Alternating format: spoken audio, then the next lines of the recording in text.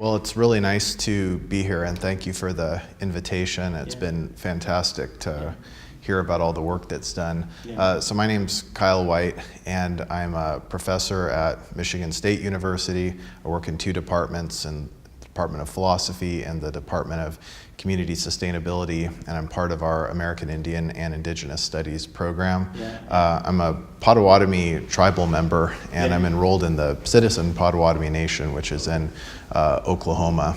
You know, if you go to like a museum or if you look in a lot of different books, you get a very detailed account of sort of European history in North America, and then the establishment of the US and Canada, and then this sort of very small, relatively speaking, simplistic portrayal of what indigenous people were doing.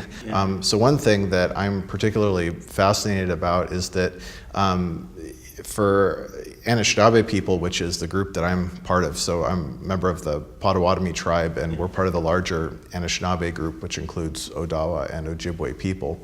So our governance system, or at least our heritage of governance, was entirely seasonally based. And our society was actually organized to adjust and shift to the dynamics of the different seasons throughout the year. And by seasons, I don't necessarily mean 4 seasons.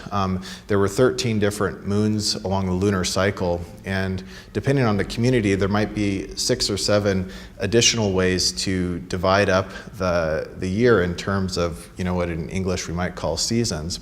And what is particularly important about that is the actual institutions changed in shape and size depending on what the season was. So if you were harvesting, you know, toward the end of the winter maple, the actual governance institution would be the family. If you were fishing during the summer, the actual governance unit would be a larger band structure that might have a chief. And these shifts would occur at least 13, probably more times a year. What we've also found in that work, which I think is extremely important, is that people actually understood the ecosystem as a moral ecosystem. So plants and animals were considered to have a kind of agency and responsibility to humans. Humans were supposed to have a responsibility back to plants and animals, but also entities such as water. And what's particularly important about that is that the responsibilities were reciprocal. So I have to do my part, and the plants and animals, they have to do their part. And if we don't pay attention to how well all of us are observing our responsibilities, then we're going to have problems in society. And so what is another kind of implication of this way of thinking is that it was seasonal. It was based on moral responsibility. It was also a very fluid society. And so by fluid, I mean that people believed that the way in which the world worked was that it was constantly changing, and it was our responsibility to adapt to those changes. And one of the key areas actually where we get sort of this dynamism is with gender. So for Anishinaabe people, our gender system was not only a system that was characterized by respect for people today who are coded as women, but also for Two-Spirit people that were coded as both. Coded as both, people that today might refer to themselves as non-binary in gender. And so women, for example, were in all sorts of different leadership roles and had responsibilities for particular plants, animals, for entities like water. And it was also a society in which women were not primarily defined in terms of their marriage to a man. In fact, what was important about, say, being a woman at that time was your relationships with all the other family members or members in your society. And actually, if you look at the history of, especially of US colonialism in the late 1700s, early 1800s, some of the evidence we have actually shows that when the US began introducing patriarchy, you know, first as a diplomatic strategy, and then as a set of values that they wanted to install within indigenous people, that our ancestors were quite horrified when they realized that US sexism meant that women could not negotiate on behalf of Anishinaabe people. They were actually quite surprised and shocked, and actually thought that that was a ridiculous way to engage in governance.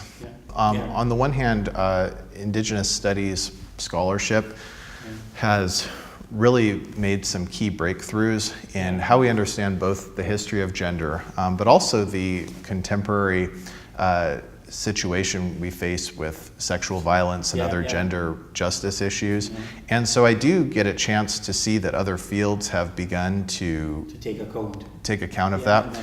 On the other hand, I still regularly meet academics who I don't think understand Indigenous accounts of gender. And one of the key debates actually is whether Indigenous people want to identify as feminists, or whether feminism is actually confining of Indigenous thought, and say Indigenous thought is broader than what some people might understand feminism to be. What do you think about this kind of museum, this kind of, or responsibility? Do you think we have responsibilities to help to think the world anew?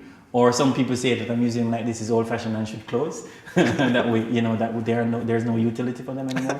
So what would you say about an institution like this, especially from the perspective of Indigenous scholarship? Yeah, so that's a great question, and the way I approach it is to make sort of two different points, and each point is a goal that many Indigenous people have.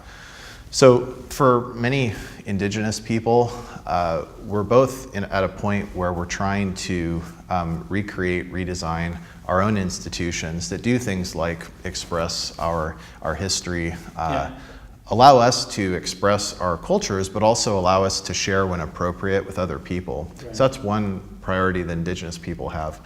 Another priority, which many Indigenous people share too, is that we're trying to reform and change the institutions of dominant groups. In North America, oftentimes we refer to the United States and Canada, but the Netherlands as well is a dominant group, and obviously that has colonial heritage in North America.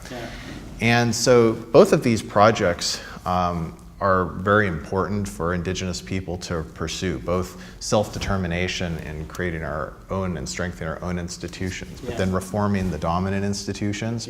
And this is where I think we can begin to understand why the work of museums is important, but also how it could be changed. In terms of the first goal, I would be curious to see the ways in which museums could use their resources and their expertise to work with tribal groups so that tribes in their own homelands could strengthen their own capacity to share their culture with others, to practice their culture, and to tell their own histories. And so that might be something that occurs primarily within Indigenous territories. But this is part of the project of what we often call Indigenous Resurgence, which is bringing back our own culture and making it acceptable and appropriate for us to practice those cultures and to tell those histories. I would love to see installations and museum work that actually reflected the perspective of a people that see their history and their current situation through the lens of constant motion. And the history of, for example, Indigenous women who don't see patriarchy or the suppression of women as the historic norm that it's just now that we're fighting against, but a women's history actually that comes from that Indigenous approach, where we have hundreds and hundreds of years of gender equality, of respect for the different important things that people of different genders do in society, and this very recent, over the last 100 to 200 years, disruption of that, and then Indigenous women's leadership in addressing issues of gender and sexual violence. And so I think when you look in detail at what it would mean to create, a space, an exhibit, coming out of that perspective, it would just be radically different than what is normal. What is normal. It is a philosophical project, right? A bigger philosophical project.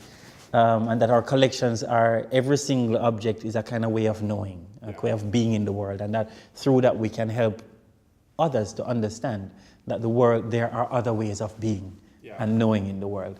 My last question to you is, why philosophy? Why did you do philosophy?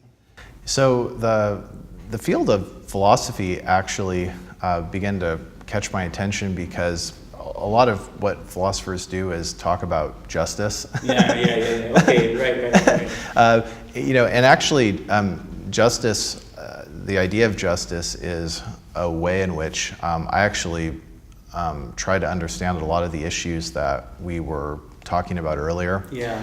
So for example, from an indigenous perspective, I would argue that at least one way of thinking about justice is looking at how processes of colonization, both historically and today, actually undermined indigenous people's capacity to live sustainably with the environment. And so you have these processes where one society actually seeks to use another society's land for the sake of feeding its own sustainability, though we've seen now that the dominant societies didn't actually have a very good approach to sustainability. But while they were doing this, they actually then weakened indigenous people's sustainability. And so what you see today with issues like climate change is that indigenous people are affected more by climate change relative to other groups in terms of harms they might face. But the reason why is actually not because they're simply living in the wrong place at the wrong time. Actually, the reason why most indigenous people, according to the evidence we have, are at greater risk from climate change is because their institutions, the area of land that they live on, has been so transformed by colonization that they don't have the types of capacities that historically they actually would have had and would have been able to successfully have adapted to the types of issues that now are a problem.